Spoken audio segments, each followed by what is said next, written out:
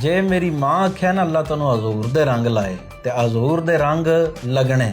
ਬੜੇ ਬੜੇ ਬੰਦੇ ਤਾਜ ਮਹਿਲਾਂ ਵਿੱਚ ਨੇ, ਕੋਠੀਆਂ ਵਿੱਚ ਨੇ, ਕਾਰਾਂ ਵਿੱਚ ਨੇ, ਬਿਲਡਿੰਗਾਂ ਵਿੱਚ ਨੇ, ਯੂਰਪਾਂ ਵਿੱਚ ਨੇ, ਅਰਬਾਂ ਵਿੱਚ ਨੇ, ਅਮਰੀਕਾ ਨੇ, ਕੈਨੇਡਾ ਨੇ, ਇੰਗਲੈਂਡ ਨੇ, ਲੇਕਿਨ ਫਿਰ ਵੀ ਪੈਨਾਡੋਲ ਦੀ ਗੋਲੀ ਸਭ ਤੋਂ ਜ਼ਿਆਦਾ ਵਿਕਦੀ ਹੈ। ਸਹੀ ਬਾਤ। ਇਹਦਾ ਮਤਲਬ ਹੈ ਕਿ ਬੰਦਿਆਂ ਨੂੰ ज़हनी सुकून मुयसर नहीं। और अगर किसी नू ज़हनी सुकून मुयसर है तो मैं समझना अल्लाह करीम का बड़ा फजल और बड़ी खैर है उस बंदे ते जिन्हों ज़हनी सुकून मुयसर है। ठीक है।